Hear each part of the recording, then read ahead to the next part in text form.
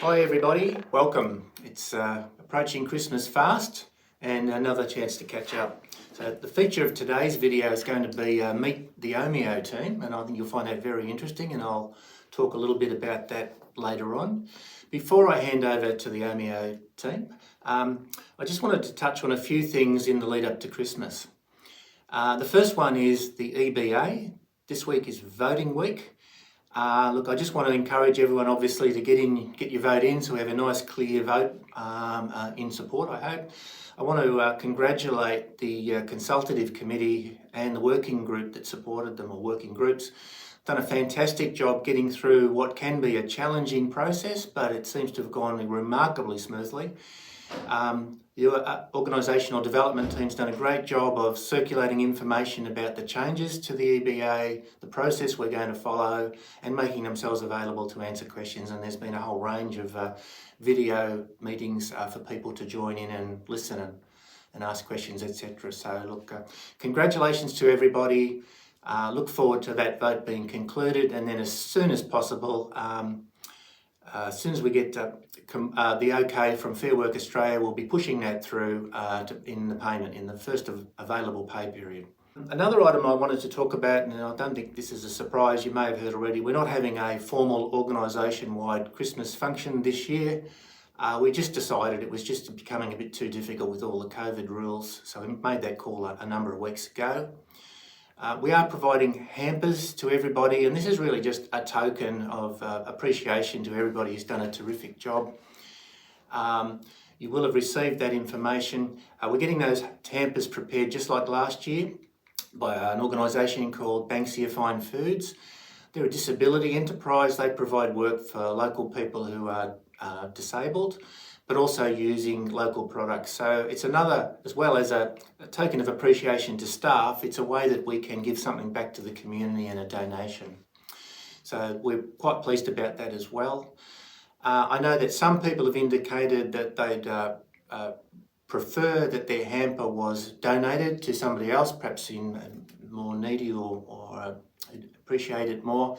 So if that's the case and there is an option to vote no, or you just want to pass that information back to Lynette, what we will be doing is we'll be donating any leftover hampers to the Mother Christmas Appeal, which is a local appeal including the Salvation Army and some other local service support, where it'll be donated to a worthy cause or to people who would value that. So even if you don't want it, we are supporting the local disability enterprise, and we're also, any surplus hampers will be used by somebody.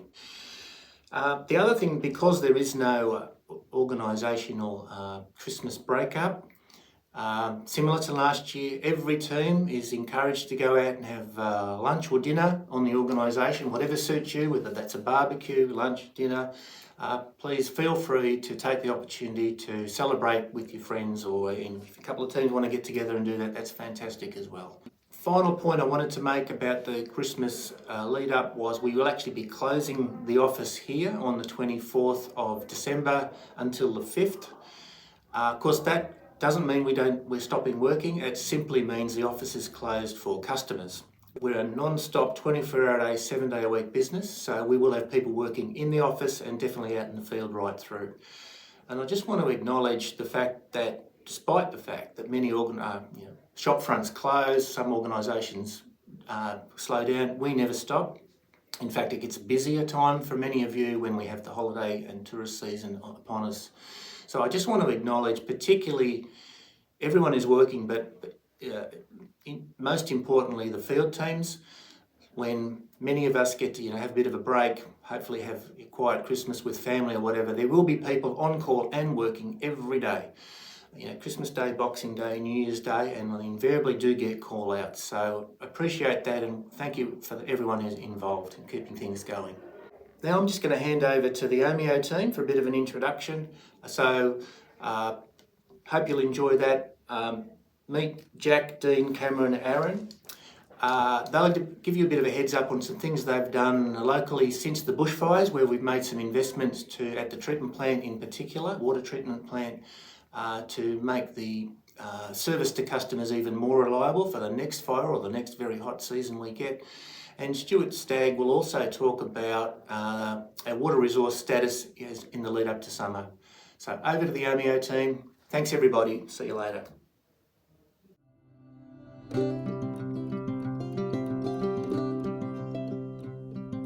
My name's Jack Diamond and I am the Alps and High Country Maintenance Trainee, and I've been here since January of this year. I come from a farming background, and yeah, it's good to come here and learn about the town and learn about the water and sewer, and yeah, it's a good transition to this job and really enjoying it so far.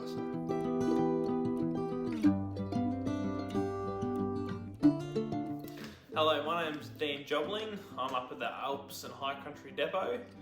I'm the Operations and Maintenance Trainer up here. Been here for 19 months, really enjoying it. My background, I've been farming for a couple of years, which was also really good fun.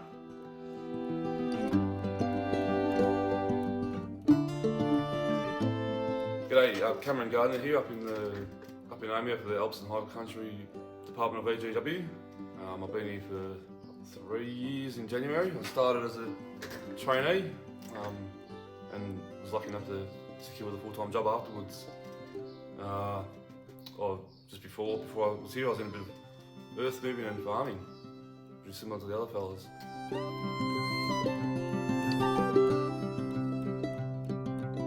Stuart Stagg's my name. I've been with Gippsland Water for 18 years now. Current title is Coordinator Network Maintenance. So I work in operations, and pre-COVID I mostly worked out of the Bairnsdale office. Now, since COVID's been going, I split my time between the OMEO office, helping out Aaron and the team with different projects, and just in the field in general and a bit of time at home.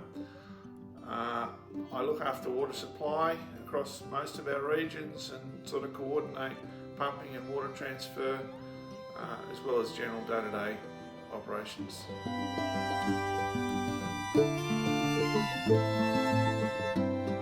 My name's Aaron Mitchell. I've been the District Manager at the Alps and High Country Depot for about 8 years, and I've been in the role just over 10.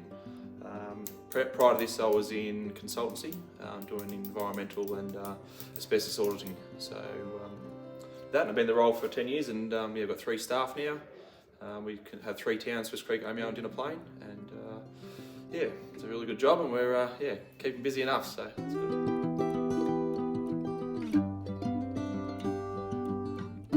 Obviously you're coming into the summer period. It's a busy time, given the area was hit by bushfires 2 years ago. We'll go back up to the OMEO Water Treatment Plant and have a look at our storage solutions since then and the improvements we've done.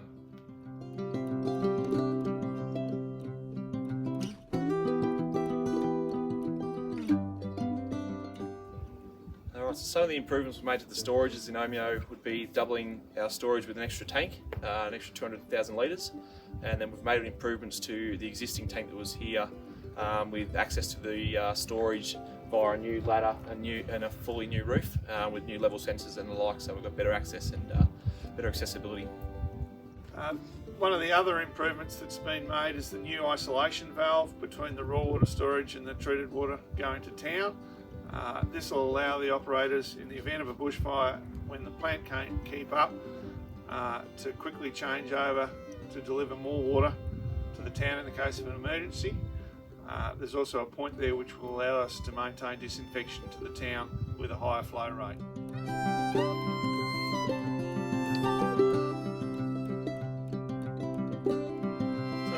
So this is Day Avenue in OMEO, and this year we're very excited to have the last section of the Day Avenue water main replaced.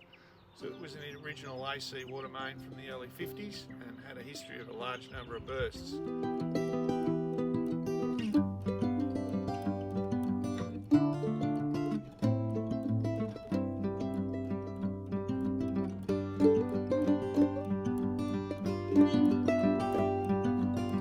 So with this water main we had a lot of issues with the burst, but not only that, with a lot of pressure.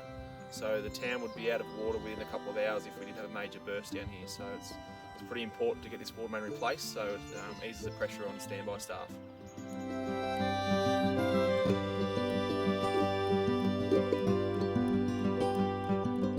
The long-term water outlook for this summer is looking a lot more promising than it has in years the past few years. Most of you would be aware that we had a severe drought between 2017 and 2020. However, this summer, the Bureau of Meteorology is predicting above average rainfall across most of our catchments, and that's in conjunction with below average daytime temperatures. So that is very good for water supply and stream flows, less evaporation and less consumption. Here in Omeo, we're still filling our 10 meg raw water storage, because one of the problems we're having in all, or minor problems, a good problem to have in all of our small systems, is water quality. With the higher stream flows, we're having to be more selective about when we harvest water. However, we're not foreseeing there'll be any issues in having all the storages full by Christmas. Swiss Creek, similar thing, we're still filling that storage. However, the stream flows in the Tambo, which have been very low over the past few years, have returned to average. The Mitchell system, so that's the two woodland storages supplying Bairnsdale to now, is very good. We've got both storages full, and the treatment team has treated them for algae, and the Mitchell River is flowing very well. Orbost stream flows are good and the storages are well. Cairn River and Malakuta further to the east are all very healthy. The Betka River, we haven't been able to extract a lot of water from for the past few years.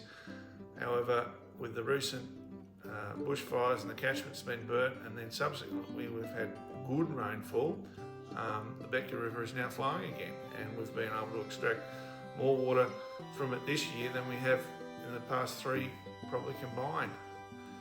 And that's just a general roundup across all our water systems.